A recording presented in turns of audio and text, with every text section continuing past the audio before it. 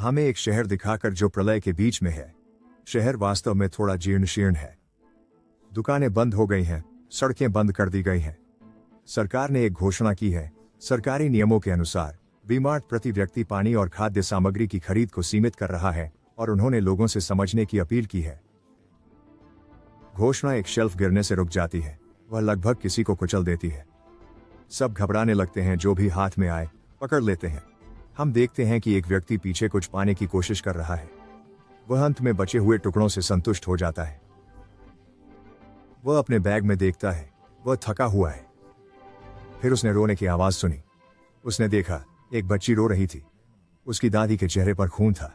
वह आदमी बताता है कि धरती अभी भी घूम रही है। यह सब 3 महीनों में हुआ। मानवता ने खुद को नष्ट करने में 3 महीने लिए। और इस प्रलय की शुरुआत एक खबर से ही हुई थी। एक क्षुद्र ग्रह था रामा। वह धरती के पास से गुजरने वाला था, फिर मंगल या बृहस्पति से टकराने वाला था। 3 महीने पहले हम आदमी को अपने कंप्यूटर पर देखते हैं। वह एक लेख देख रहा है। सहकर्मी पूछता है, घर नहीं जा रहे? हमें पता चलता है ये श्री कांग है। वह कहता है, तुम जाओ। वह और एक सहकर्मी चले जाते हैं। मिस्टर कांग का तलाक हो चुका है। वह खाली घर जाने से बचने के लिए देर तक काम करते हैं। उस समय राम बस एक और चट्टान का टुकड़ा था। इसमें केवल शैक्षणिक जगत की दिलचस्पी थी। आम जनता ने इसे नजरअंदाज कर दिया था। लेकिन श्री कांग अलग थे, क्योंकि उन्हें इस खतरे की गंभीरता का एहसास था। कुछ समय बाद समाचार में घोषणा हुई कि राम, जो पृथ्वी के पास से गुजरने वाला था, अब धीरे धीरे पृथ्वी की ओर बढ़ रहा है। जब हम श्री कांग को बर्तन गिनते हुए देखते हैं, वे बताते हैं कि अंतरिक्ष सम्मेलन ने परमाणु बमों से क्षुद्र ग्रह की दिशा बदलने का प्रस्ताव रखा। लेकिन विशेषज्ञों का कहना है कि यह पर्याप्त नहीं है। आज हमारे साथ एक विशेषज्ञ है। प्रोफेसर तेकू किम का परिचय कराया गया। यहां आकर खुशी हुई।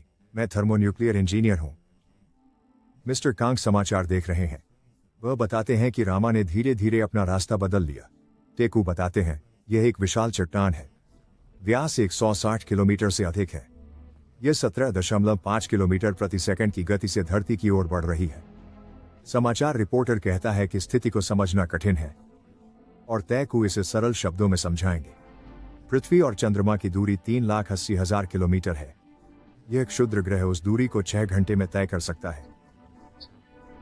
अगर इतना बड़ा और तेज क्षुद्र ग्रह पृथ्वी से टकराता है तो यह सचमुच पृथ्वी को टुकड़े टुकड़े कर देगा।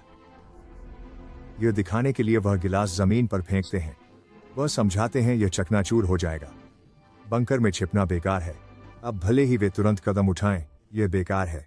वह कहते हैं कि वे जनता को बेकार के उपायों से आश्वस्त कर रहे हैं। ISDC झूठी उम्मीदें दे रहा है। मिस्टर कांग के सहकर्मी समाचार पर भरोसा नहीं कर रहे। वे चिंता जता रहे हैं, जिससे मिस्टर कांग का ध्यान भटक रहा है। वे बात कर रहे थे और मिस्टर कांग अपने पानी को देख रहे थे। अगर प्रलय आ रहा है तो वे परिवार के साथ रहना चाहते हैं। सहकर्मी पूछता है, क्या माता पिता चिंतित हैं? वे काफी समय पहले मर चुके हैं। समाचार पर ताइकू कहते हैं कि अगर उन्होंने 3 साल पहले इस क्षुद्र ग्रह की खोज की होती तो वे कुछ कर सकते थे।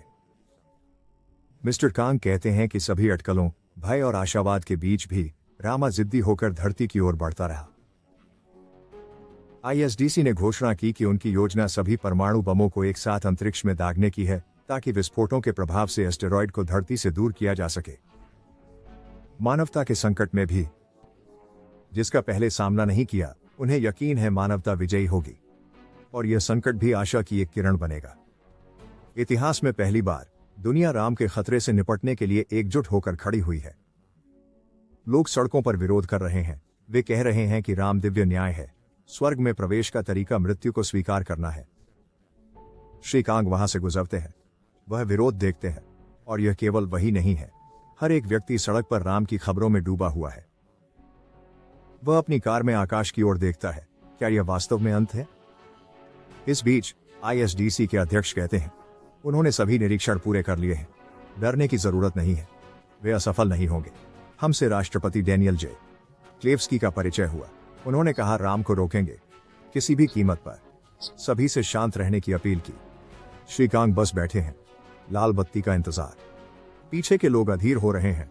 वे कह रहे हैं कि उसे आगे बढ़ना चाहिए। और इस प्रकार 3 महीने बाद वह एक सुविधा स्टोर में है, एक छोटी लड़की को अपना खाना देते हुए कह रहा है कि वह इसे ले सकती है। फिर वे बाहर एक तेज आवाज सुनते हैं। श्रीकांत घबराते हुए मुड़ते हैं। सभी दंगाई उन्हें लात मारते हैं और उन पर चढ़कर चलते हैं। उनके बैग का खाना गिरने लगता है। उसका सिर खून से लथपथ है। लड़की की दादी उसका खाना चुरा रही है। श्रीकांत अब फर्श पर बैठे हैं। उन्हें अब एहसास हुआ कि उन्हें भरोसा नहीं करना चाहिए था। अब वह बिना भोजन के अकेला है। सौभाग्य से बियर का एक कैन बच गया।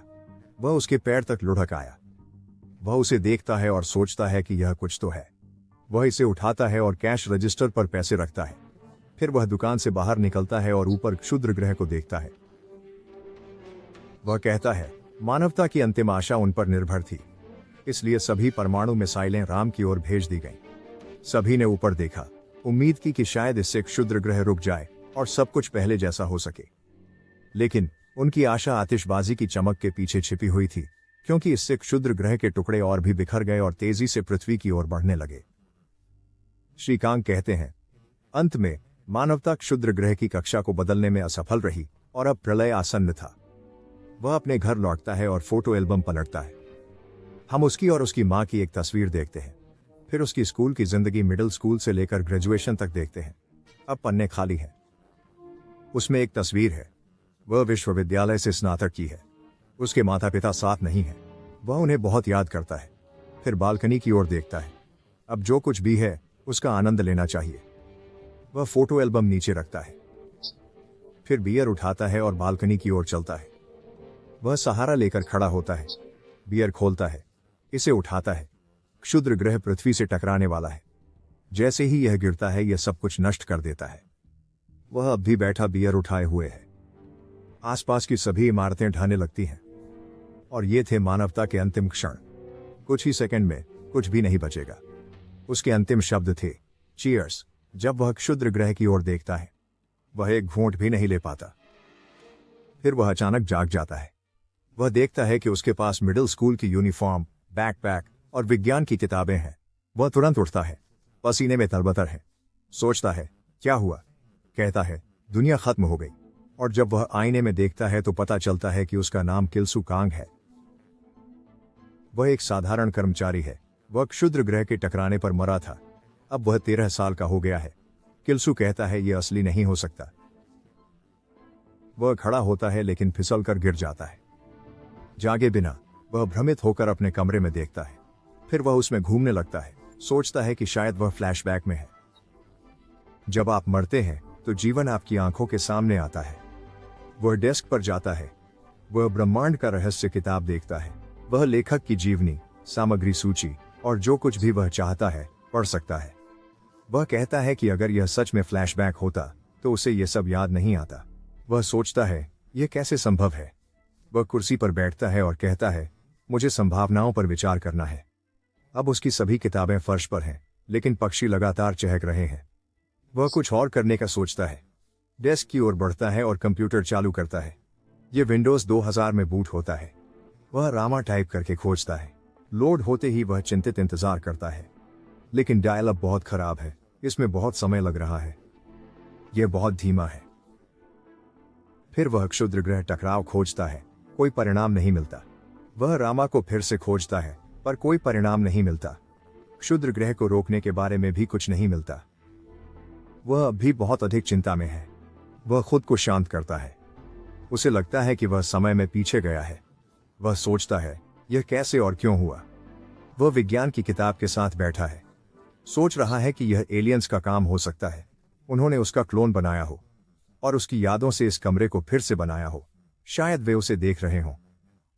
वह तय करता है कि कोशिश करेगा। छत की तरफ देखते हुए पूछता है, कोई है? वह कहता है, यह अभी पुष्टि कर सकता है। एक और संभावना है, यह एक समांतर ब्रह्मांड है। कई संसारों की व्याख्या। क्वांटम मैकेनिक्स की एक व्याख्या है कि हर क्षण दुनिया शाखाओं में बढ़ती है। क्या मैं विचलन से बाहर हूं? लेकिन उसकी याद में शाखाओं में बंटी दुनियाओं का प्रभाव असंभव है। फिर वह अनंत पुनरावृत्ति के सिद्धांत के बारे में सोचने लगता है।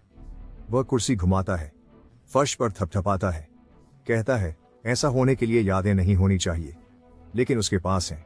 फिर वह सोचता है कि शायद यह परलोक है, जैसे स्वर्ग या नरक, लेकिन उसके लिए यह स्थिति न तो इनाम है और न ही सजा। उसके आखिरी पलों की यादें बहुत जीवंत हैं। यह सपना नहीं हो सकता। उस दिन जब वह विद्रोहियों के साथ दुकान में था, उसका सिर खून से लथपथ था। क्षुद्र ग्रह की ओर दागी जा रही परमाणु मिसाइलें, गड़गड़ाहट और सब कुछ भी नहीं हुआ। वह अपने पैंट को कसकर पकड़ता है। चेहरे पर पसीना बह रहा है। उसे पैनिक अटैक आने वाला है। वह सांस छोड़ता है। तभी उसकी मां दरवाजा खोलती है और पुकारती है। वह चौंक गई। उसने पूछा कि किताबें क्यों फर्श पर बिखरी पड़ी हैं। वह उसकी ओर देखता है। वह अंदर आती है और किताबें उठाती है। वह कहती है कि सब बिखरा हुआ है, किताबें पढ़ने के बाद वापस रखो। वह अब भी स्तब्ध है। उसे समझ नहीं आ रहा कि क्या कहे। वह कहती है कि उसकी मेज भी बिखरी हुई है। पूछती है, क्या वह कुछ ढूंढ रहा था? वह उसकी ओर मुड़ती है और सोचती है कि वह जवाब क्यों नहीं दे रहा। फिर वह कुर्सी से कूदकर उसे गले लगा लेता है। वह कहती है, तुम अजीब हो रहे हो, क्या कोई बुरा सपना देखा? वह कहता है, चाहे यह परलोक हो या वह क्लोन, उसे परवाह नहीं है। उसे माता पिता दिखे। अब यकीन हो गया, सपना नहीं था। लेकिन अभी वह सोचना चाहता है कि वो यादें कुछ नहीं थीं। यह बस एक लंबा, भयानक सपना था। वह वहां बैठा, विज्ञान की किताब को देखते हुए सोचता है कि शायद सब कुछ फिर से दोहराएगा। वह अपने पिता की आवाज सुनता है। वह ऊपर देखता है। माता पिता को फिर से देखकर उसने अपनी क्लोन और एलियन थ्योरी छोड़ दी, क्योंकि उसके माता पिता का अंतिम संस्कार हो चुका था। उनकी राख कब्रिस्तान में रखी गई थी, इसलिए एलियंस उनका डीएनए नहीं ले सकते थे। वह नहीं जानता कि वह क्या अनुभव कर रहा है, लेकिन वह निश्चित है कि वह उसी दुनिया में है। पर वह सोचता है, क्यों? इस काम के लिए और योग्य लोग होंगे। मैं तो बस एक साधारण कर्मचारी हूं। वह देख रहा था ऐसे लोग जैसे आइंस्टीन। वह कहता है कि यह उनमें से किसी का चित्र होता, जिसे आप दीवार पर टांगते हैं। वह थोड़ा अभिभूत होकर दूर चला जाता है। उसके माता पिता उसे उदास देखते हैं। वह चलता है और उसका सिर झुकता जाता है। फिर एक तेज रोशनी उसे ऊपर देखने पर मजबूर करती है और वह देखता है उसके सामने पृथ्वी का एक बड़ा गोला है। वह कहता है कि भले ही वह इन विचारों में है, राम हर पल पृथ्वी की ओर बढ़ रहा है। और अगर यह दुनिया वैसी ही है जैसी उसने सपने में देखी थी, तो भविष्य तय है। जब वह इन लोगों को पृथ्वी के मॉडल की सुंदरता पर बात करते देखता है, तो क्षुद्र ग्रह का टकराना तय है। कैसे और क्यों पर सोचना समय की बर्बादी है। वह अपना हाथ उठाता है और उसे छूता है। वह कहता है, ऐसी समस्याओं से चिपके रहना जिन्हें हल नहीं किया जा सकता, तर्कहीन है। वह समस्या का कारण और परिणाम जानता है, पर समाधान नहीं। वह सोचता है कि इस बार पृथ्वी को कैसे बचाए। वह धीरे से आंखें खोलता है। माता पिता पूछते हैं, मॉडल पसंद है? वे कहते हैं, यही तस्वीर लें। उसकी मां कहती हैं कि पृथ्वी दिखनी चाहिए। चिल्सू थोड़ा मुस्कुराता है। फिर पिता उलटी गिनती शुरू करते हैं। वह स्क्रीन पर महिला की आवाज सुनते हैं। ब्रह्मांड अनंत है, जैसे उनका भविष्य। और उसे याद आता है कि ताइक वू ने समाचार पर कहा था कि अगर उन्होंने क्षुद्र ग्रह को 3 साल पहले ही खोज लिया होता, तो चीजें अलग हो सकती थीं। अब उसकी आंखें चौड़ी खुली हुई हैं। जैसे ही काउंटडाउन 3 पर पहुंचता है, उसे समझ आता है। उसके पिता कहते हैं, मुस्कुराओ, क्यों खोए हुए हो? चिल्सू को लगता है कि क्षुद्र ग्रह को रोकने का एक तरीका हो सकता है। फिर 1 महीने बाद वह मिडिल स्कूल में प्रवेश करता है। वह कहता है कि उसे विज्ञान के बारे में और जानना है। घंटी बजती है और चिल्सू अपनी कक्षा की ओर बढ़ता है। उनके शिक्षक ने सभी का स्वागत किया। मिडिल स्कूल के पहले दिन की बधाई दी। वह बोली, मैं मिस येरीना हूं। मैं आपकी कक्षा अध्यापिका हूं। चिल्सू कहता है कि उसे अपने पिछले जीवन की ज्यादा यादें नहीं है, लेकिन सब कुछ भूला नहीं है। और जैसे देजावू की तरह पुरानी यादें कुछ समय पर लौट आती हैं। वह कहती हैं कि मिडिल स्कूल में उनके होमरूम शिक्षक और सहपाठी वहीं रहेंगे। चिल्सू कहता है, समाचार देखकर उसे लगता है यह पहले देखा है। माता पिता से बात करने पर उसे लगता है कि ये बातें पहले भी हो चुकी हैं। यह कक्षा और यह शिक्षक, सब कुछ बहुत परिचित लगता है। यह सिर्फ डेजावू नहीं है, ये उसकी असली यादें हैं जो वापस आ रही हैं। मिस येरी कहती हैं कि वे शर्मीले हैं। उन्हें यकीन है कि अधिकतर ऐसे ही हैं, तो इसी बात पर उन्हें अपना परिचय देना चाहिए और शुरुआत करेंगे चिल्सू से। वह सोचता है कि शायद उसे सजा मिल रही है। वह उसका नाम पुकारती रहती है। वह कक्षा के सामने जाता है। शिक्षिका कहती हैं कि वह बताए उसे क्या पसंद है या बड़ा होकर क्या बनना चाहता है। वह सोचता है कि उसे क्या पसंद था। वह कहता है कि उसने जीवन की योजना नहीं बनाई। लेकिन अब यह अलग है। उसका सपना खगोल शास्त्री बनने का है। वह कहती हैं कि तुम्हें सितारे देखना पसंद है। फिर पूछती हैं कि भविष्य में तुम क्या करना चाहोगे। वह हाने और क्षुद्र ग्रह के बारे में सोचता है। वह पृथ्वी की ओर आने वाले क्षुद्र ग्रहों को समय रहते देखना चाहता है। वह उन्हें ढूंढना चाहता है, चाहे वे कितनी भी दूर क्यों ना हो। जल्दी हो तो वह उनकी दिशा जान सके और दुनिया को बचा सके। सहपाठी शोर मचाने लगते हैं। मिस येरी कहती हैं कि क्षुद्र ग्रह के टकराने की संभावना कम है। वह कहता है, हाँ, पर यह शून्य नहीं है। कुछ लोग उसे मूर्ख कहते हैं, यह मानते हुए कि उसने यह विचार किसी फिल्म से लिया है। वे कहते हैं कि उसे फिल्म और हकीकत का फर्क समझना चाहिए। मिस येरी ने सबको शांत किया। यह एक शानदार सपना है। लेकिन इससे पहले कोई खड़ा होकर कहता है, यह अद्भुत तकनीक है। और चिल्सू उलझन में है। वह बच्चा आगे बढ़ता है। वह समर्थन करता है, हाथ मिलाता है। वह भी तकनीक में कुछ करना चाहता है। मिस यूरी उसे पुकारती है। हम जान जाते हैं कि यह ताइकू है। उसके कहने पर किल्सू को याद आया। यह वही व्यक्ति है जिसने क्षुद्र ग्रह पर शोध किया था। वह कहता है, जब दुनिया खत्म हो रही थी, यह आदमी मशहूर था। उसका इंटरव्यू देखकर मैंने खगोल भौतिक विज्ञानी बनने का सोचा। वह कहती है कि वह अपनी बारी के बिना नहीं आ सकता, लेकिन वह बार बार तकनीक बोलता रहता है। वह कहता है कि प्रौद्योगिकी ज्ञान का शिखर है और हर चीज का मूल्य है। यह एक शब्द है जो मानव इतिहास और भविष्य को दर्शाता है। वह किल्सू का हाथ पकड़कर घूमता है। बहुत खुश है। कहता है, यही सब कुछ है। किल्सू पूछता है कि क्या वह इसे यूटोपिया से तुलना कर रहा है। ताइकू कहता है कि प्रौद्योगिकी यूटोपिया नहीं है, उसकी खामियां इसका हिस्सा हैं। वह कुछ तैयार करना चाहता है जो शायद न हो। सफलता की संभावना कम है, फिर भी वह सीख रहा है। वह पूरी कोशिश कर रहा है। शायद यह काम न करे। वह है प्रौद्योगिकी और वह बिना जाने तकनीक कर रहा है। मिस यूरी कहती हैं कि यह सुनकर हमें भी अजीब लग रहा है। ताइकू कहते हैं, यह कठिन नहीं है, वह समझ जाएगी जब वे तकनीक करेंगे। किल्सू ने गहरी सांस ली। उसने ताइकू से पूछा, क्या तकनीक करना चाहते हो? ताइकू हंसते हुए बोला, सुपरस्ट्रिंग सिद्धांत। फिर वह अपने हाथों से लहरें और रॉकेट बनाते हुए पागल इशारे करता है। थोड़ी देर बाद किल्सू रॉकेट बनाते हैं। वह कहता है, इन्हीं पर टिकूंगा। ताइकू पूछता है, सुपरस्ट्रिंग सिद्धांत क्यों नहीं? किल्सू खिड़की से बाहर देखते हुए सोचता है। वह एक शक्तिशाली रॉकेट इंजन बनाना चाहता है। वह सोचता है कि इस बच्चे को अपनी योजना में कैसे शामिल करे। वह कहते हैं कि सुपरस्ट्रिंग सिद्धांत दिलचस्प है, लेकिन इसे साबित करना मुश्किल है। उन्हें केवल सैद्धांतिक शोध में रुचि नहीं है। ताइकू, यही मजा है।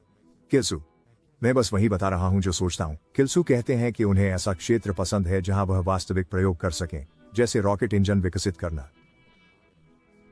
अगर वह रॉकेट इंजन चुनता है तो वह उसकी मदद कर सकता है। ताइकू पूछता है, क्या वह रॉकेट प्रणोदन प्रणालियों की बात कर रहा है?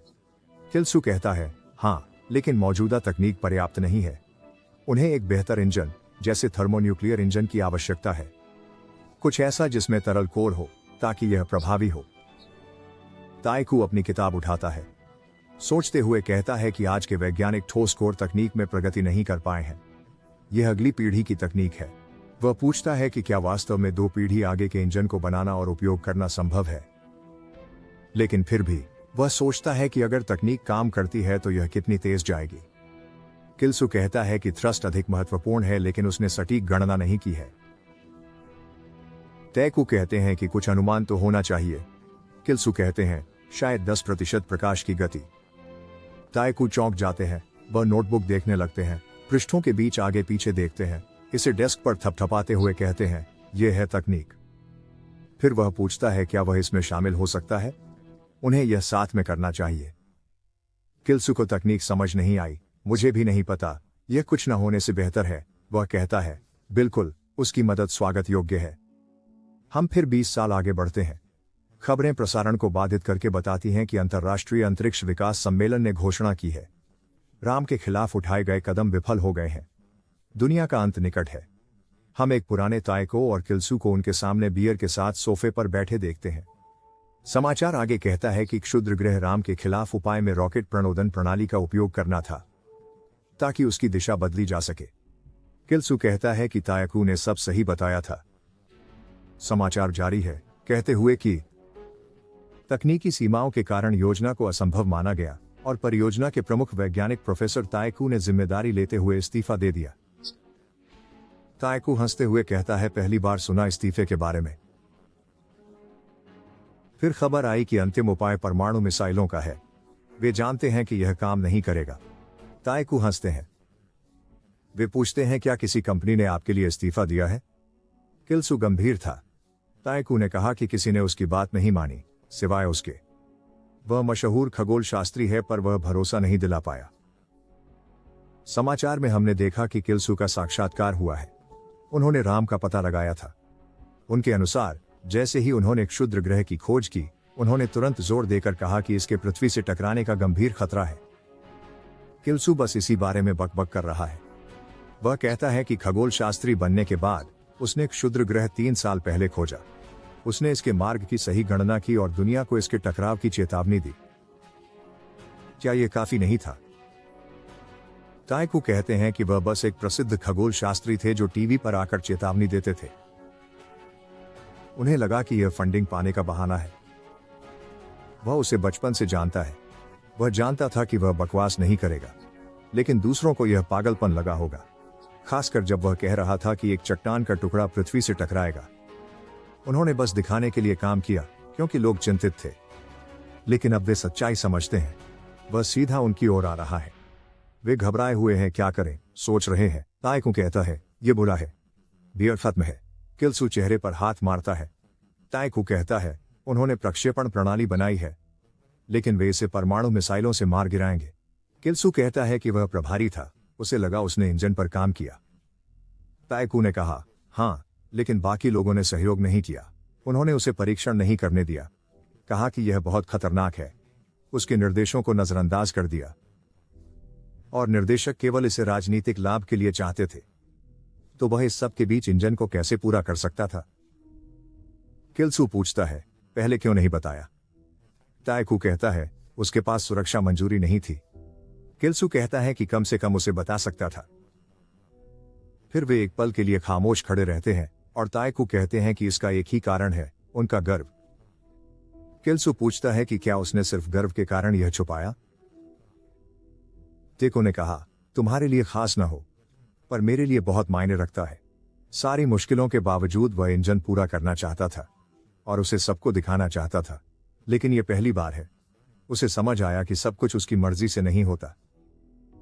किल्सू कहता है, नहीं, यह आसान होता अगर उसका गर्व नहीं होता। ताएकू पूछता है, क्या वह सच में मानता है? किल्सू कहता है, वह इतना गंभीर नहीं था। वह पूछता है, इंजन पर काम कब शुरू किया? फिर कहता है, छोड़ो, यह उसकी दिलचस्पी के लिए था। वह ऐसा ही व्यक्ति है। ताएकू मुस्कुराए, कहा, विश्वास नहीं हो रहा कि उसे पता था। किल्सू कहता है, हाँ, उसने भरोसा किया। फिर दरवाजा पटक देता है। ताएकू उसे घूरता है और कहता है, भाड़ में जाए। इससे उसे राहत मिलती है। वही प्रदर्शनकारी दिखते हैं। वे कहते हैं रामा उनके पापों की वजह से है। इस बार किल्सू प्रदर्शनकारियों के पास पैदल जा रहा है। वह कहता है कि इस बार भी पृथ्वी को नहीं बचा सका। फिर सोचता है, क्या उसे फिर मौका मिलेगा? यह शायद एक बार का मौका ही था और राम फिर से उन पर गिरने वाला है, क्योंकि वह कुछ नहीं कर सकता। हम उसे अपनी छत की ओर देखते हुए देखते हैं, जो गिरने लगती है। उसके हाथ में बियर है। उसने बियर को कसकर पकड़ा, ऊपर देखते हुए चीयर्स कहा, और फिर वह विस्फोट हो गया। फिर से वह अपने बिस्तर में जागता है, चारों ओर देखता है। जब वह फिर से 13 साल का था, उसी बेडरूम में जैसे पिछली बार। ग्राउंड हॉग डे जैसा अनुभव। किल्सू सोचता है कि क्या वह वापस आ गया है। फिर वह कैलेंडर की ओर देखता है। अब अप्रैल है। वह पिछली बार से लगभग 2 महीने पहले वापस आया है। उसे लगता है कि वह हमेशा एक ही बिंदु पर नहीं आता। और फिर कुछ महीनों बाद हम देखते हैं कि वह स्कूल जाता है और उसकी शिक्षिका मिस योरोई भी दिखाई देती है। वह खिड़की से देख रही है, किल्सू को देख रही है, सोच रही है वह क्या कर रहा है। उसके पास रॉकेट इंजन की किताबें हैं। वह कहती हैं, प्रतिभाशाली होना बुरा नहीं है, लेकिन उसे दोस्त बनाना सीखना होगा। उसके पास ताएकू बैठा है, जिसे इस बार अपनी तकनीकी चीजों की कोई परवाह नहीं है। ताएकू उसे घूर रहा है। किल्सू कहता है कि उसे सब याद होगा, लेकिन वह कुछ भी याद नहीं कर पा रहा है। यह वैसा ही है जैसे परीक्षा की रात पढ़ाई करना और फिर सब भूल जाना। उसे खगोल विज्ञान की कोई बात याद नहीं है। रॉकेट इंजनों के बारे में सब कुछ फिर से सीखना आसान नहीं होगा। अब पीछे देखते हुए उसे लगता है कि वह गैर जिम्मेदार था। उसके प्रयासों की एक सीमा थी। उसने क्षुद्र ग्रह को रोकने के लिए कुछ नहीं किया। इसे जल्दी खोज लेना महत्वपूर्ण था, लेकिन उसे रोकने का भार केवल ताइकू पर नहीं डालना चाहिए था। क्षुद्र ग्रह को ढूंढने की बजाय इस बार वह इसके मार्ग को बदलने के तरीके खोजने में समय लगाएगा। तब ताइकू उससे पूछता है कि उसकी तकनीक कितनी आगे बढ़ी है। वह चौंक कर कहता है कि वह फोरियर और लाप्लास रूपांतरण का अध्ययन कर रहा है। ताइकू पूछता है कि वह कुछ क्यों रट रहा है जो तकनीक समझने पर अपने आप आ जाएगा। चिल्सू कहता है कि उसे गणितीय प्रमेयों का ज्ञान है, वह उन्हें याद रखना चाहता है। ताइकू कहते हैं, अगर तुरंत याद नहीं कर सकते तो तकनीक नहीं समझते। तकनीक अपनी बना लेते तो फॉर्मूले याद नहीं करने पड़ते। चिल्सू इसे समझाने की कोशिश करते हैं, फिर कहते हैं, कोई बात नहीं। हम देखते हैं ताइकू हैरान है। वह किताबों को घूर रहा है। चिल्सू कहता है, मदद नहीं करोगे तो चले जाओ। हम देखते हैं कि महीने के हर दिन के साथ ताइकू और चिल्सू के बीच की दूरी बढ़ती जा रही है और अब वे एक दूसरे से बात भी नहीं करते। अप्रैल का अंत आता है और अब हम मई में हैं। हमने चिल्सू को कक्षा में जाते देखा। सभी ताइकू को बधाई दे रहे थे कि उसने प्रो मूनक्राफ्ट टीम में जगह बना ली है। यह देखकर चिल्सू चौंक जाता है। ताइकू मुस्कुराता है। चिल्सू को विश्वास नहीं हो रहा है। पिछली बार ऐसा नहीं हुआ था। वह उलझन में है। थोड़ी देर बाद ताइकू हॉलवे में है और चिल्सू उसे पुकारता है। ताइकू मुड़ता है। चिल्सू कहता है, उसका सपना रॉकेट लॉन्च करना था। ताइकू कहता है कि था, लेकिन जितना आप जीते हैं चीजें बदल जाती हैं। उसका सपना भी बदल गया है, जैसे तुम्हारा। फिर वह चला जाता है। वह सीढ़ियों से नीचे उतरता है, चिल्सू को चिढ़ाता है और चला जाता है। कक्षा में शिक्षक सभी को पृष्ठ 52 खोलने के लिए कहते हैं। वे रासायनिक प्रतिक्रियाओं में द्रव्यमान परिवर्तन मापेंगे। जैसे ही वह बातें करता रहता है, ताइकू आह भरता है। चिल्सू देखता है कि वह कक्षा में ऊब रहा है और पढ़ाई में रुचि नहीं दिखा रहा है, लेकिन अंत में वह हमेशा से ऐसा ही था। वह जो चाहे करता है, उसमें कोई जिम्मेदारी नहीं है। उसने उस पर भरोसा किया। अब वह किसी से मदद की उम्मीद नहीं कर सकता। उसे अकेले ही क्षुद्र ग्रह को रोकना है। उसे किसी की मदद की जरूरत नहीं है। हम 20 साल आगे बढ़ते हैं और अब हम आईएसडीसी इमारत में हैं। वे सब कुछ जांच रहे हैं, कह रहे हैं कि सब ठीक है, सभी प्रणालियां तैयार हैं। वे सब कुछ जांचते हैं, सब साफ है। एक महिला ने कहा, सब तैयार है। वह चिल्सू से बात कर रही है। वह आगे बढ़ने को कहता है। वह कहती हैं, ठीक है। वे इंजन चालू करेंगे। जैसे ही सा शुरू होता है, चिल्सू ध्यान से देखता है। 0 तक। 0 पर पहुंचते ही वे कागज हवा में उछालते हैं। कहते हैं, उन्होंने कर दिखाया और अब बोनस मिलेगा। महिला ने कहा, हमने कर दिखाया। वह बहुत खुश है, लेकिन बेशक वह कोई भाव नहीं दिखाता। वह पूछती है कि क्या वह खुश नहीं है। वह कहता है, हाँ। वह कहती है, ऐसा नहीं लगता। अगर वह उसकी जगह होती तो बहुत खुश होती। उसने मार्स एक्सप्लोरेशन के लिए रॉकेट इंजन की नींव रखी है। चिल्सू कहते हैं कि अभी भी बहुत काम बाकी है। हमें परीक्षण दोहराने होंगे, डेटा का विश्लेषण करना होगा, आदि। वह पूछती है, क्या वह भविष्य के काम के बारे में सोच रहे हैं? क्या वह इसे आगामी मार्स शटल के लिए उपयोग करेंगे? वह हंसती है। वह कहता है, क्यों नहीं? आखिरकार यह सभी मानकों को पूरा करता है और रामा के आने से पहले और भी कई टेस्ट करने होंगे। हमें पता चलता है कि उसका नाम ओटिली है। वह कहता है, आज की रिपोर्ट टाइप करके भेजो। उसे मार्स एक्सप्लोरेशन कमेटी को सौंपना है। वह उसे पुकारने जाती है, लेकिन दरवाजे के पास पहुंचते ही रुक जाती है।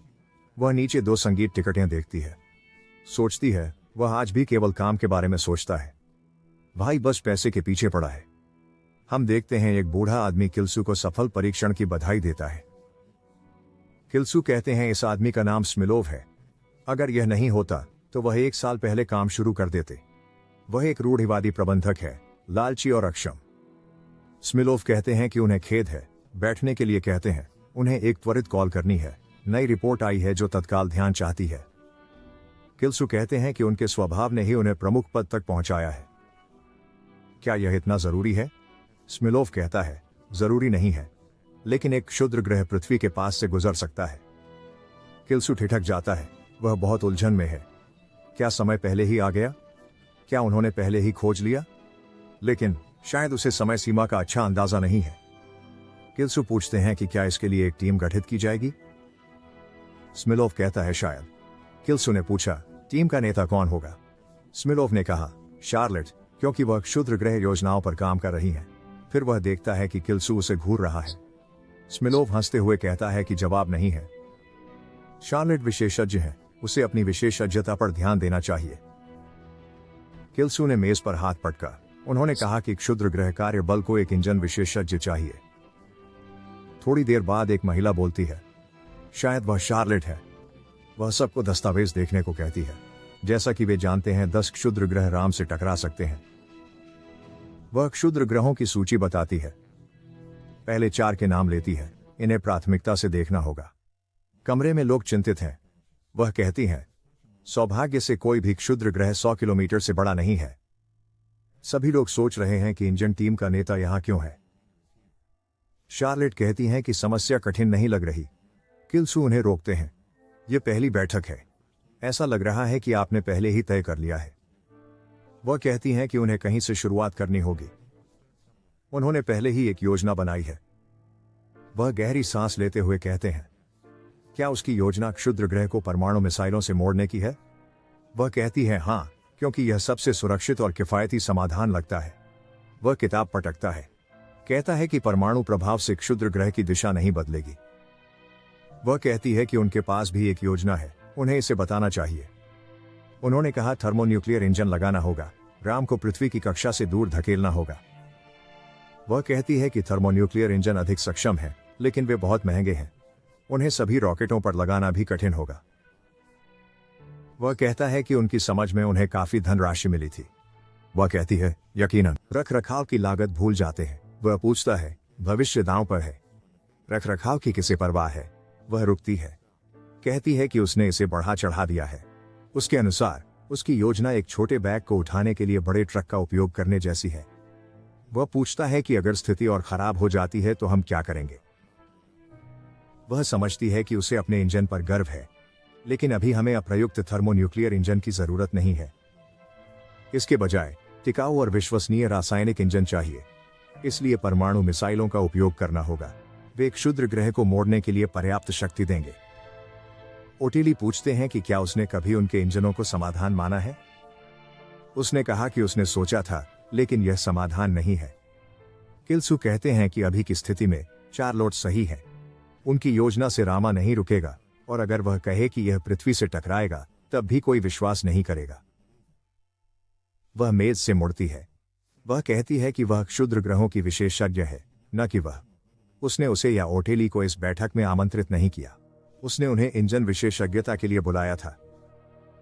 किल्सू कहता है कि वह दुनिया को बचाने का आखिरी मौका खो सकता है। उसे सोचने की जरूरत है। वह पूछती है कि क्या कोई और आपत्ति है। वह उसे निराश देखती है।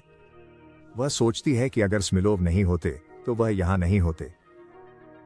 वह कहती है कि अगर वह चुप है तो वे रासायनिक इंजन का उपयोग करेंगे और बैठक खत्म करेंगे। वह मॉनिटर बंद करती है। सब लोग बाहर जाने लगते हैं। ओटेली उसे रोकते हैं, लेकिन किल्सू चिल्लाते हैं। वे मुड़ते हैं और कहते हैं कि राम क्षुद्र ग्रह पट्टी की ओर नहीं जा रहा है। वह जल्द ही रास्ता बदल देगा और पृथ्वी पर आ जाएगा। उसे समझ आता है, यह करना या मरना है। वे उसे पागल समझेंगे। जब वे उसे घूर रहे थे, शार्लेट ने पूछा, तुम ऐसा क्यों सोच रहे हो? क्या तुम्हारे पास कोई प्रमाण है? वह घबराने लगता है। कहता है, साक्ष्य। वह उसे कहती है, जल्दी कहो। वह फिर कहता है। वह नाराज होकर घूरती है। वह कहता है कि उसके पास कोई साक्ष्य नहीं है। वह कहती है कि यह समस्या है। वे उसकी बात मान नहीं सकते। क्या वह सोचता है कि वे खेलने आए हैं? यह उनके लिए मजाक हो सकता है। बाकी सब मानवता की सुरक्षा के लिए हैं। उनका अहंकार कितना बड़ा है, और यहां सभी के पास पीएचडी है, ठीक उसकी तरह। उसे दोबारा इन बैठकों में नहीं आना चाहिए। उसने दरवाजा जोर से बंद किया। वे दोनों वहीं बैठ गए। ओटेली हैरान होते हैं। वह उसकी ओर देखते हैं। वह मुट्ठी भींचे हुए और बहुत गुस्से में है। वह कहता है, देर हो जाएगी। अगर वह पर्याप्त साक्ष्य का इंतजार करेगा तो देर हो जाएगी। उसे कुछ करना होगा, और उसे किसी तरह लोगों को चेतावनी देनी होगी। जरूर कुछ लोग विश्वास करेंगे। वह सोचता है कि अगर वह प्रलय की खबर फैलाए तो यह काफी सनसनीखेज होगी, और अगर वह उन्हें बताए कि उनके पास जो उपाय है वे पर्याप्त नहीं है। रात में बाद में एक बार में हम उसे बैठा देखते हैं। वह किसी का इंतजार कर रहा है। किसी ने कार्ड उसके पास रखा। वह डेली मैगजीन में है। उनका नाम ओलिवर टाउनशेंड है। वह इनके मैगजीन के रिपोर्टर हैं। वह पूछते हैं, क्या आप ISDC के डॉ कांग हैं? वह कहते हैं कि उन्होंने पहले ही पत्रिका के स्वभाव को समझ लिया है। वे कोई वैज्ञानिक पत्रिका नहीं है और उसे मानना पड़ेगा कि उसे संदेह है कि उसकी बात पाठकों के लिए दिलचस्प होगी। किल्सू ने पेय खत्म किया। गिलास नीचे रखते हुए कहा कि चिंता की जरूरत नहीं, पृथ्वी पर हर कोई इसमें दिलचस्पी लेगा। वह जो बताने जा रहा है। ओलिवर चौंक जाता है। थोड़ी देर बाद किल्सू के चेहरे पर कागज लगता है और स्मिलोव पूछता है, क्या वह पागल हो गया है? वह एक लेख देख रहा है। इसमें पृथ्वी की ओर बढ़ रहे एलियन हथियार का जिक्र है। लेख में किल्सू की तस्वीर है। थर्मोन्यूक्लियर इंजनों के जनक के अनुसार पृथ्वी एक बड़े खतरे का सामना कर रही है। ISDC उदासीन है। अगर चीजें ऐसे ही चलती रहीं तो यह नष्ट हो जाएगी। स्मिलोव पूछता है, क्या उसे समझ में आता है कि उसने क्या किया? उसने सबको बताया कि ISDC में उसके अलावा सब बेवकूफ हैं। किल्सू कहते हैं कि यह उनकी मंशा नहीं थी। स्मिलोव कहते हैं कि इससे फर्क नहीं पड़ता। मुद्दा यह है कि उसने यह किया। उसने सामाजिक अशांति फैलाई, सहयोगियों का अपमान किया, उनकी प्रतिष्ठा धूमिल की। अब वह मुझसे क्या उम्मीद करता है? किल्सू कहते हैं, उन्हें निलंबित या निकाला जाएगा। जैसे ही वह अपनी चीजें उठाता है, ओडाली उसका नाम पुकारती है। वह कहती है कि रिपोर्टर ने उसकी बातों को संदर्भ से बाहर लिया है और वह उसका उपयोग कर रहा था, बल्कि उसने बिना अनुमति के नाम उपयोग किया होगा और उसे बदनाम किया गया। किल्सू ने कहा, नहीं, रिपोर्टर ने संदर्भ नहीं बदला था। उसे पता था कि वह क्या कहना चाहता है। ओडाली हैरान होकर पूछती है, क्या यह सच में ऐसा है? वह उसे देखता है, फिर अनदेखा करके चला जाता है। वह पूछती है, अब क्या करेगा? वह कहता है कि अब उसके पास खाली समय है। वह रामा के खतरे के बारे में और बताएगा। वह पूछती है, और साक्षात्कार? वह कहते हैं, जितने संभव हो। वह पूछती है कि ISDC मुकदमा करे तो? वह कहता है कि चीजें थोड़ी कठिन हो जाएंगी। वह चिंतित दिखती है और पूछती है कि क्या वह मदद कर सकती है। वह उसकी ओर देखता है और कहता है, धन्यवाद, लेकिन जरूरत नहीं है। फिर यह एक टॉक शो पर आता है। एवलिन कहती हैं कि आज उनके साथ एक खास मेहमान है। वह इस हफ्ते की सबसे बड़ी खबर के केंद्र में है। वह चाहती है सब स्वागत करें। यहां हमारे साथ हैं थर्मोन्यूक्लियर इंजन विकास टीम के पूर्व प्रमुख वैज्ञानिक ISDC के किल्सू। वह उन्हें सुधारते हैं कि वह पूर्व प्रमुख वैज्ञानिक हैं। एवलिन हंसते हुए कहती हैं कि डॉक्टर कांग अंतरिक्ष विज्ञान के विशेषज्ञ हैं। वे कुछ अद्भुत जानकारियां साझा करने आए हैं। क्या वे ISDC द्वारा गुप्त रखी गई एक विदेशी सभ्यता के बारे में बताने आए हैं? वह कहते हैं, एलियन, हाँ, जाति नहीं। और वह रामा के बारे में बताने आए हैं। यह क्षुद्र ग्रह पृथ्वी की ओर आ रहा है। एवलिन हैरान हो जाती है। क्या यह सच में पृथ्वी की ओर आ रहा है? क्या यह हमसे टकरा सकता है? वह कहते हैं, हाँ, सही है। वह कहती हैं, आपने कहा था, आप थर्मोन्यूक्लियर टीम के नेता थे। आप केवल इंजन विशेषज्ञ हैं। क्षुद्र ग्रह से इंजन विकास का क्या संबंध है? क्या आपके पास कोई सबूत है कि क्षुद्र ग्रह पृथ्वी की ओर आ रहा है? वह कहता है, वह सही है। वह खगोल विज्ञानी नहीं है, लेकिन वह डेटा से भविष्यवाणी कर सकता है। और ओमुआमुआ हमारे सौर मंडल में पहली अंतरतारकीय वस्तु थी। जैसा कि आप जानते हैं, इसकी संरचना असामान्य थी। इसने सौर पाल की तरह काम किया। इसका परिणाम यह हुआ कि ओमुआमुआ ने सूर्य से दूर जाते समय गुरुत्वाकर्षणीय त्वरण नहीं दिखाया और उनके प्रारंभिक अनुमानों को पूरी तरह से खारिज कर दिया। वह बोलते जा रहे हैं और एवलिन ऊब चुकी है। फिर उन्हें संकेत मिलता है। एक आदमी किल्सू के पीछे स्क्रीन पर दिखता है। वह पूछता है, अगर क्षुद्र ग्रह सौर पाल की तरह काम करता है तो क्या यह सूर्य के पास धीमा नहीं होना चाहिए? उसे उसकी बात समझ नहीं आई।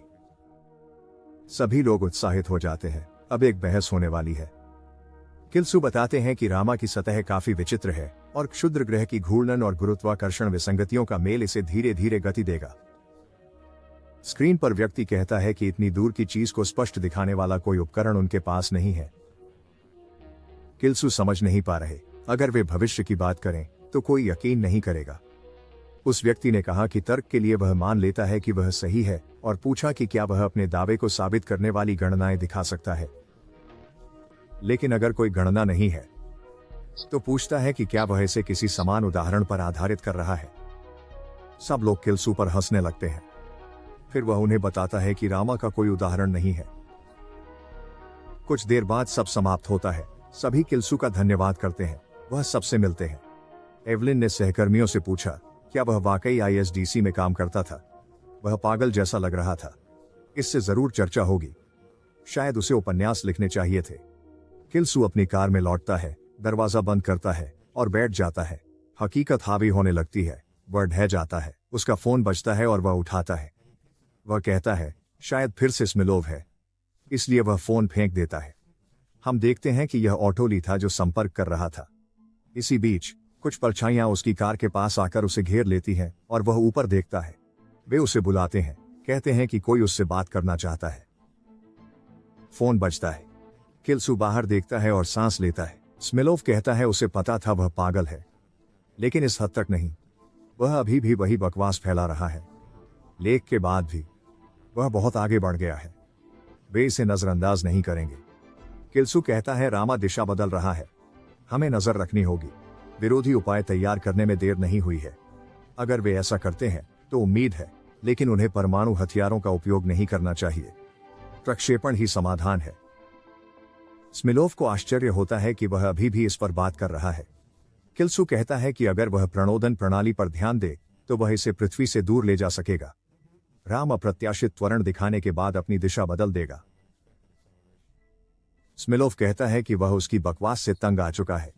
किल्सू कहता है कि शुरुआती गति दर नगण्य होगी, फिर भी वे इसे पता कर सकते हैं। स्मिलोव कहता है कि वे मुकदमा दर्ज करेंगे, लेकिन किल्सू कहता है कि वे इसे मापने की त्रुटि समझ रहे होंगे। स्मिलोव कहता है कि उसने चेतावनी दी थी, यह न कहे, लेकिन किल्सू क्षुद्र ग्रह के बारे में बोलता रहता है। इससे स्मिलोव गुस्से में फोन फेंक देता है। वह पूछता है कि क्षुद्र ग्रह दिशा कैसे बदल रहा है। कोई दरवाजे पर दस्तक देता है। स्मिलोव चिल्लाता है, क्या चाहते हो? दरवाजा खुला। आदमी अंदर आया। स्मिलोव कहते हैं कि अगर उन्होंने और सुना कि क्षुद्र ग्रह अप्रत्याशित है तो उन्हें रुकना होगा। लेकिन हमें एक आश्चर्यजनक मुलाकात होती है। वह कोई और नहीं बल्कि डैनियल है। स्मिलोव माफी मांगता है, कहता है उसने अपमान नहीं किया था।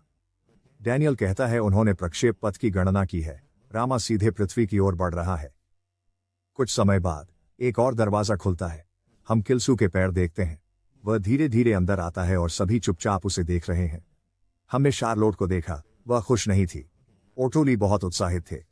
किल्सू ने खुद का परिचय दिया। वह क्षुद्र ग्रह रक्षा टीम के नए प्रमुख हैं। वह फिर से सबके साथ काम करने के लिए उत्सुक हैं। वह अनुभव बहुत अच्छा था। कुछ समय बाद हमने समाचार कर्मियों को देखा। वह सेंट टुस्वल स्पेस सेंटर के सामने खड़ी है। ISDC ने घोषणा की थी कि एटलस आर परियोजना आज शाम 10 बजे प्रक्षेपित होगी। यह स्थानीय समयानुसार सुबह 8 बजे होगा। यह 30 रॉकेट प्रक्षेपित करेगा और उन्हें क्षुद्र ग्रह पर उतारेगा। रॉकेट फिर अपने थ्रस्ट से क्षुद्र ग्रह को हटाएंगे। आज लॉन्च होने वाले 10 रॉकेटों के बाद ISDC शेष 20 रॉकेटों को तैयार होते ही लॉन्च करेगा। अगला प्रक्षेपण 3 सप्ताह में है, अंतिम प्रक्षेपण 6 सप्ताह में। समाचार पर एक महिला कहती है कि यह देखने लायक होगा, लेकिन पूछती है कि वे रॉकेटों को अलग अलग क्यों प्रक्षेपित कर रहे हैं। यह राम के विकृत लंबी फुटबॉल आकार के कारण है। इसलिए प्रत्येक रॉकेट को एक विशेष लैंडिंग तंत्र का उपयोग करना होगा। वे प्रज्वलित होने से पहले विभिन्न बिंदुओं पर उतरेंगे, एक क्षुद्र ग्रह को दूर धकेलने के लिए। समाचार वाचिका कहती है कि उसने देखा, यह तरीका प्रभावी लगता है। ISDC टॉवर पर हम एटलस के प्रक्षेपण के लिए काउंटडाउन देखते हैं। सभी अपने मॉनिटर्स में खोए हुए हैं। अंततः काउंटडाउन 0 पर पहुंचता है और विस्फोट होता है। रॉकेट के इंजन गरजते हैं। हम देखते हैं कि यह आकाश में उड़ता है। वे भी ISDC से देख रहे हैं। वे कहते हैं ऊंचाई प्राप्त हो गई है। अब चरण 1 इंजन निलंबित और अलग होंगे। विभाजन सफल रहा और वे नीचे और नीचे जाते रहे। किल्सू ऊपर से देख रहे हैं। उम्मीद है कि यह काम करेगा। थोड़ी देर बाद रॉकेट इतना ऊपर चला गया कि वह दिखाई नहीं दिया। दाली ने बताया उन्होंने सभी 10 रॉकेट लॉन्च कर दिए, लेकिन वह तुरंत फोन पर है। कह रहा है कि रॉकेट 13 के स्टेज 2 में समस्या है। यह वही समस्या है जो L3 और N1 वॉल्व्स के साथ थी। उन्हें दोनों को बदलना होगा। दूसरे ने कुछ कहा, हमने नहीं सुना। किल्सू उनसे पूछते हैं कि क्या वह मामूली बात की शिकायत कर रहे हैं। फिर वह पूछता है, क्या वे पागल हो गए हैं? अगर एक भी रॉकेट विस्फोट करता है तो परमाणु विकिरण विनाशकारी होगा। ऐसा होता है तो वे क्या करेंगे? व्यक्ति बहस करता है कि इल्सु गहरी सांस लेते हैं। वे कहते हैं, तुम्हें बर्खास्त किया जाता है, तुरंत निकलो। वह सोचता है कि यह कैसे संभव हो सकता है और इतने योग्य विशेषज्ञ इसे इतनी लापरवाही से कैसे ले सकते हैं। अब उसे समझ आ गया कि ताएकू की शिकायत वाजिब थी। काश वह यहां होता। वह उस पर भरोसा करना चाहता है, लेकिन उसे एहसास होता है कि वह किसी पर भरोसा नहीं कर सकता। अगर वह खुद सब कुछ नहीं करता तो कुछ गलत हो जाएगा। वह ओहदाली से पूछता है। वह कहती है कि सभी प्रक्षेपण सफल रहे। क्या सब कुछ पहले ही खत्म हो गया? शायद समय आ गया है। क्या और कुछ बाकी है? वह कहती है, नहीं, बस इतना ही। वह उसे अच्छा काम कहकर फोन पर किसी और को कॉल करता है। उसे एक नया प्रमुख घटक इंजीनियर चाहिए। फिर 3 हफ्ते बाद का समय आता है। एटलस 10 रॉकेट लैंडिंग का प्रयास कर रहा है। हम देखते हैं डैनियल भी है। वह कि इल्सु और ओहदाली को देख रहा है। वे रामा पर सफलतापूर्वक उतरे। प्रणोदन प्रणाली अब सुरक्षित है। ओहदाली ने कि इल्सु की ओर देखा और कहा कि वह बहुत थके हुए लग रहे हैं। वह कहती है कि मिशन अच्छी तरह चल रहा है। यह आखिरी रॉकेट है, इसलिए आज घर जाकर आराम करो। वह कहता है कि यह जरूरी नहीं है, लेकिन वह कहती है कि अगर वह बीमार हो गया तो अच्छा नहीं होगा। लेकिन वह कहता है एक भी रॉकेट खोया तो क्षुद्र ग्रह को नहीं रोक पाएंगे। वह गलती सहन नहीं कर सकता। एटलस 10 अब राम की सतह पर सुरक्षित है। वह उसे गले लगाती है और कहती है, हमने कर दिखाया। कि इल्सु मुस्कुराता है और कहता है, हम आधे रास्ते पर हैं। अब अगर प्रणोदन प्रणाली ठीक है तो वे आराम कर सकते हैं। लेकिन हम देखते हैं कि स्क्रीन लाल चमकने लगती है। 8-10 में गड़बड़ी है। ऊंचाई नियंत्रण प्रणाली खराब हो रही है। उन्होंने गुरुत्वाकर्षण बल की दिशा में समस्या पाई। यह उनकी उम्मीद से ज्यादा मजबूत है। कि इल्सु पूछते हैं क्या पास में अन्य प्रणोदन प्रणालियों के लिए कोई क्षेत्र है। उन्होंने कहा, अभी तक कुछ नहीं मिला। मिल भी जाए तो आश्चर्य नहीं। कि इल्सु पूछते हैं क्या वे गुरुत्व को माप सकते हैं। ओहदाली कहती हैं कि यह मुश्किल होगा। वे कक्षा में माप रहे हैं। ध्यान केंद्रित करना कठिन है। वह नहीं जानती कि वे एटलस 8-10 को वापस उठा सकते हैं। यह कठिन जगह पर उतरा। अगर कोशिश करेंगे तो फिसल सकता है। क्या यह गुरुत्वाकर्षण विसंगति के कारण है? ओहदाली ने कहा, यह एक वजह है। दूसरा कारण यह है कि यह पहाड़ी ढलान पर उतरा। रामा के पहाड़ अधिक खड़े हैं। वह कहने लगती है कि कुछ करना चाहिए। तभी किसी के चिल्लाने की आवाज आती है। ओह नहीं। वे हिचकिचाते हैं। वे दोबारा जांचते हैं। किल्सु कहता है कि कोई उससे बात करे। उन्होंने बताया R10, R5 और R6 का सिग्नल खो गया है। उनके नीचे से जमीन भी धंस गई है। ओहदाली पूछती है क्या सच में 3 रॉकेट खो दिए और किल्सु फर्श पर गिरने लगते हैं। ओहदाली मुड़ते हैं। वह गिरते हैं। वह उसका नाम पुकारते हैं। कुछ देर बाद किल्सु जागते हैं। वह अस्पताल की छत देखते हैं। ओहदाली उनके पास बैठी है। वह उसे पुकारती है। वह सोचता है, वह यहाँ क्यों है। हम उसकी आंखों में आंसू देखते हैं। उसने कहा कि 3 रॉकेट खो गए हैं, लेकिन उतरने की जगह है। उसे इसे सफल बनाना है। कुछ कहने से पहले ही वह डॉक्टर को बुलाने दौड़ जाती है। हम देखते हैं कि डैनियल और ISDC के लोग उनके सामने खड़े हैं। वे उसे दुख जताने लगे। कहा, टीवी शो में जाने वालों पर भरोसा नहीं करना चाहिए। यह सब उसकी गलती है। डैनियल कहते हैं कि अब दोष देना व्यर्थ है। बाद में पता करेंगे किसकी गलती है। उन्हें चर्चा करनी है। वह किल्सु को देख रहा है। डैनियल उसे बताते हैं कि एटलस प्रोजेक्ट असफल हो गया है। वह गहरे निराश है। लेकिन सच कहूं तो उसने ज्यादा उम्मीदें नहीं रखी थीं। फिर भी यह दुखद है। लेकिन वह जनता को असफलता नहीं बताएगा। आखिरकार सामाजिक अशांति उनकी योजना में बाधा डाल सकती है। किल्सु सोचता है, निकासी योजना क्या है। वह पूछता है, क्या सच में ऐसा कह रहे हो। लोग कहते हैं सभी अंडे एक टोकरी में रखना बुद्धिमानी नहीं है। क्या उसने सच में सोचा था कि वे मानवता का भविष्य उसी के हाथों में सौंप देंगे। क्षुद्र ग्रह के खतरे के बाद से बैकअप योजनाएं बनी है। वह सोचता है, यह कब से हो रहा है। और जब उन्होंने कहा कि इंजन परीक्षणों के लिए धन नहीं है, तो इसका कारण था कि उन्होंने निकासी कोष में पैसा डाला। डैनियल मुस्कुराया। किल्सु ने उसे देखा। लोकी को खड़ा होने में दिक्कत हो रही थी। डैनियल कहते हैं कि अब प्रोजेक्ट एटलस असफल हो गया है। वह चाहते हैं कि आप निकासी योजना प्रोजेक्ट नूह का नेतृत्व करें। उन्हें यकीन है कि आप इसे सफल बना सकते हैं। वे सभी उसे उम्मीद से देखते हैं। वह देखता है कि ओहदाली उसे पीछे से घूर रही है। उसने उसकी आंखों में देखा और कहा कि प्रोजेक्ट नूह ठीक लगता है। फिर यह ISDC अंतरिक्ष केंद्र पर पहुंचता है और अब वे प्रोजेक्ट नूह के अंतिम चरण में है। हम एक बड़ा जहाज देखते हैं, सभी चढ़ रहे हैं। किल्सू नीचे देखता है और आदमी वह थका हुआ दिख रहा है। ओहदाली पूछती है, क्या वह सच में नहीं आ रहे? वह कहते हैं, हाँ। वह पूछती है, क्यों? वह कहता है कि यह उसकी सेहत के कारण है। वह पूछती है कि उनके बिना कैसे होगा। प्रोजेक्ट एटलस और नूह उन्हीं से संभव थे। उन्होंने कहा, तुम्हारे पास सब होगा, चिंता मत करो, बाकी लोग भी अच्छा करेंगे।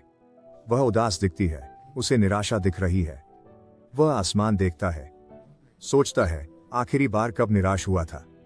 वह उसे झूठा कहकर चौंका देती है, फिर कहती है कि उसे किसी और पर भरोसा नहीं है। वह पूछता है, क्या मतलब? वह कहती है, तुम कभी किसी पर भरोसा नहीं करते, तुम सब कुछ खुद ही करते हो। तो अब क्यों हट रहा है? क्या उसे लगता है वह अंतरिक्ष जाने के लिए बहुत अच्छा है? वह हेलमेट पटकती है, कहती है वह भी नहीं जाना चाहती। वह उसे शांत होने को कहता है, अगर वह नहीं जाती तो कोई इंजन नहीं संभालेगा। वह कहती है अब उसे परवाह नहीं। वह दस्ताने उतार देती है। वह उसका हाथ पकड़ लेता है। वह हैरान हो जाती है, वह टूट जाती है और फूट फूट कर रोने लगती है। वह कहती है कि प्रोजेक्ट एटलस के फेल होने का अपराध बोध छोड़ दे, उसने अपनी पूरी कोशिश की थी। और किल्सू, जिसे वह जानती है, असफलता से कभी नहीं रुकेगा। तो वह अब हार क्यों मान रहा है? वह हार नहीं मान रहा है, पीछे रहने की वजह और है। वह देखती है, पूछता है कि यह क्या है। वह एक पल झिझकता है। वह पूछती है कि वही क्यों इतनी दुखी है। वह अपने आंसुओं को रोकने की कोशिश करती है, लेकिन नहीं कर पाती। वे उसे पुकारते हैं, उसे तुरंत बोर्डिंग गेट पर आने को कहते हैं। वह उसके हाथ पकड़े है, उसे देखता है, कहता है वे फिर मिलेंगे। यह विदाई घिसी पिटी है, लेकिन उसे परवाह नहीं। वह पूछती है कब और कैसे? क्या वह मरने के बाद की बात कर रहा है? वह कहता है नहीं, भरोसा करो, और वे फिर मिलेंगे। वह उसका हाथ हिलाता है। वह उसकी आंखों में देखती है। वह गंभीर है। उसे थोड़ी आशा महसूस होती है। वह कहती है फिर मिलने पर वादा चाहिए। वह आंसू रोक कर कहती है कि वह उस पर विश्वास करे और दुख साझा करे। वह देखता है कि उसका रॉकेट उड़ रहा है। वह कहता है कि उसका दिल भारी हो जाता है, लेकिन अंत में उसे पता है क्या करना है। जब राम फिर से पृथ्वी की ओर तेजी से गिरने लगता है, वह पार्क में बेंच पर बैठा ऊपर देख रहा होता है। वह कहता है वह बस एक याद है, वह उसे 20 साल में भूल जाएगा। वह एक ठंडी बियर खोलता है, जमीन हिलती रहती है। वह कहता है यह तीसरी बार है। वह नीचे देखता है, एक घूंट लेता है, बिना चीयर्स किए आंखें बंद कर लेता है, किस्मत को स्वीकार करता है। हम उसे छोटे रूप में देखते हैं। वह आंखें खोलता है और छत की ओर देखता है। वह वहीं लौट आया है। माता पिता उसे उठने के लिए पुकारते हैं। हम देखते हैं कि मई है। माँ कहती है स्कूल का समय है। वह एक पल बिस्तर के किनारे बैठता है, फिर उठकर बाहर जाता है। घंटी बजती है। हम देखते हैं कि बोर्ड पर उसका और तायकू का नाम लिखा है। किल्सू खिड़की से बाहर देख रहा है। उसकी मेज पर इंजीनियरिंग और खगोल विज्ञान की किताबें हैं। वह दूसरों को खेलते देख रहा है। वह कहता है कि जल्दी पता लगाना और सही भविष्यवाणी करना आपदा नहीं रोकेगा, और न ही इंजन तकनीक में प्रगति, क्योंकि वह भी पहले ही आजमा चुका है। वह सोचता है कि इस बार उसकी योजना क्या हो। यह शर्म की बात है कि वह रामा का स्थान नहीं ढूंढ पा रहा है। अगर ढूंढ भी ले तो कोई यकीन नहीं करेगा। उसे याद आता है कि ओठाली ने पूछा था क्या वह मदद कर सकती है। उसकी यादें धुंधली हैं, और उन्होंने मिलने का वादा किया था। और वह कितनी दुखी थी। उसका दिल दुखता है। तायकू पूछता है क्या आज तकनीक नहीं कर रहे? किल्सू उलझन में देखता है। तायकू कहता है आज तकनीक पर काम नहीं कर रहा, महीनों से मेहनत कर रहा था।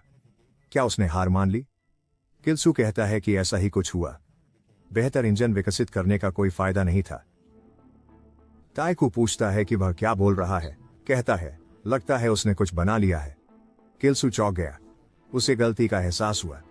कहता है उसने रुचि खो दी, जैसे खगोल शास्त्री बनने का सपना छोड़ा। वह सोचता है कि तायकू चुप क्यों है, क्या उसे पता चल गया? लेकिन तायकू बहुत नाराज दिखता है। ताइकू पूछता है क्या वह किसी का तकनीक चुरा कर छोड़ देगा सिर्फ इसलिए कि अब मजा नहीं आ रहा है। किल्सू पूछता है इसका क्या मतलब है? तुमने प्रो गेमर बनने का फैसला किया था, उसने तकनीक कैसे चुराई? ताइकू समझता है, सोचता है, पर जवाब नहीं सूझता। वह सामने बैठ जाता है, पूछता है क्या उसे पता है कि तकनीक क्या है? कहता है यह सबसे अच्छा बनने के बारे में है। ताइकू ने नाम पूछा, उसने कहा ताइकू, यह तकनीक का संक्षिप्त रूप है। किल्सू हैरान होकर पूछता है। ताइकू पूछता है क्या वह सच में नहीं समझता? वह कह रहा है कि उसे सबसे अच्छा होना चाहिए। किल्सू पूछता है इसका उससे क्या मतलब? क्या वह खतरा है? ताइकू ने कहा हाँ। क्या उसे समझ नहीं आया? किल्सू कहता है कि उसे समझ नहीं आया। ताइकू आह भरता है, तुम बहुत धीमे हो, क्या मुझे सब कुछ स्पष्ट करना पड़ेगा? वह कर रहा है। वह तकनीक में इतनी तेजी से आगे बढ़ रहा था कि उसे लगा कि उसे बाद में उसे पकड़ने के लिए बहुत मेहनत करनी पड़ेगी। वह तकनीक में होना चाहिए था, लेकिन चोलसू ने कहा कि अब वह तकनीक में है। यह एक बड़ी समस्या थी। वह दिखाता रहा कि वह उससे बेहतर है।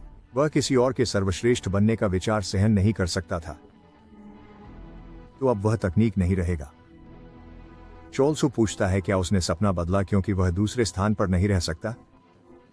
इसलिए उसने प्रो गेमर बनने का फैसला किया क्योंकि वह इसमें सबसे अच्छा हो सकता था। ताइकू कहता है समझ आ रहा है। चोलसू पूछता है क्या वह अब रॉकेट इंजन की पढ़ाई करेगा? क्या उसने इसे छोड़ दिया? और क्या वह फिर से सबसे अच्छा बनेगा? ताइकू कहता है प्रो गेमर बनना अच्छा है, रॉकेट इंजन बनाना बेहतर है। अब वह रॉकेट इंजन बना रहा है, अब पीछे हटने का सवाल नहीं। चोलसू सहमत हुआ, अब सब उसका है। ताइकू कहता है कि अच्छा हुआ उसने कोई अनुबंध नहीं किया, वरना बहुत परेशानी होती। और चोलसू कहता है कि उसे इस पर गुस्सा करने का पछतावा है। वह चिल्लाहट सुनता है। एक लड़की कह रही है कि उसने कहा था वह पैसे चुकाएगी, और पूछती है कि क्या वह और समय दे सकती है। लड़की कहती है कि उसने पहले ही बहुत दिया है, अगर उसे याद नहीं तो खड़े होकर यह मत कहो, उसे पैसे देने होंगे। जैसे ही वे उसे घूरते हैं, चोलसू उसे पहचानता है और कहता है कि उसका नाम यूमी गोंग है। नए सेमेस्टर के पहले दिन जब चोलसू और ताइकू को बैठने के लिए कहा गया तो शिक्षक ने अगला पूछा और यूमी को बुलाया। हम देखते हैं कि वह बोर्ड के सामने आती है। वह कहती है कि उसका सपना सबसे अमीर व्यक्ति बनने का है। वह निवेश, शेयर, रियल एस्टेट, बॉन्ड और लगभग हर चीज में निपुण है। वह आरण भी देती है और प्रति माह 1.5% ब्याज लेती है जो सालाना लगभग 20% होता है। अगर उन्हें नकद चाहिए तो वे उससे बात करें, लेकिन अगर वे समय पर भुगतान नहीं करते तो वह उनसे वसूली के लिए कुछ भी करेगी। उसे उम्मीद है कि कोई बिना इरादे के उधार नहीं लेगा। सुश्री यूरी कहती हैं, यह बहुत अच्छा है, क्या आप कुछ और बताना चाहेंगी? वह आरण विवरण दिखाना चाहती है। मिस यूरी कहती हैं, इसकी जरूरत नहीं है, वह अपनी सीट पर जा सकती है। चोलसू कहता है कि उस पल उसे सब याद आ गया, और वे यादें अच्छी नहीं थीं। यूमी के बारे में हमेशा बुरी अफवाहें थीं, जैसे वह कर्जदारों को खींच ले जाती थी और उनसे काम करवाती थी, या वह कर्ज न चुकाने वालों पर मुकदमा कर देती थी, यहां तक कि उनके माता पिता से भी कानूनी फीस और हर्जाना वसूलती थी। और अगर कोई उसे पैसे नहीं लौटाता तो वह उनकी क्रेडिट रेटिंग हमेशा के लिए खराब कर देती। हमें पता चलता है कि यूमी सेमाई से बहस कर रही है। इसका मतलब है सेमाई ने अभी तक पैसा नहीं चुकाया। यूमी बहुत दृढ़ निश्चयी है। सेमाई ने नाराजगी से एक नजर डाली, फिर बिना रुके भाग गई। चोलसू कहते हैं कि अफवाहें बेतुकी हैं। यूमी कितनी भी निर्दयी हो, वह अभी भी नाबालिग है। वह अफवाहों में कही गई बातें नहीं कर सकती। वह पलटी, बाकी सभी को देखा और पराजित सी लग रही थी। चोलसू कहता है अफवाहें बढ़ी चढ़ी हैं। बाद में उसने कहा ताइकू कमीना है। उसे पता है वह सफाई की ड्यूटी नहीं कर रहा, लेकिन उसने कहा कि वह गणित का होमवर्क ले जाएगा। उनके रोल कॉल नंबर पास नहीं है, तो उसे उसके साथ ड्यूटी क्यों मिली? सेमाई फिर से चिल्लाई, मैंने कहा था कि मैं पैसे लौटा दूंगी, फिर क्यों बार बार तंग कर रही हो? यूमी कहती है उसे इस महीने के खाते निपटाने हैं, वह इंतजार नहीं कर सकती। उसे याद है उसने क्या कहा था। उसने कहा अगर उसने और पैसे दिए तो अगले महीने सब लौटा देगी। चोलसू कहता है शिक्षक का कमरा नीचे है।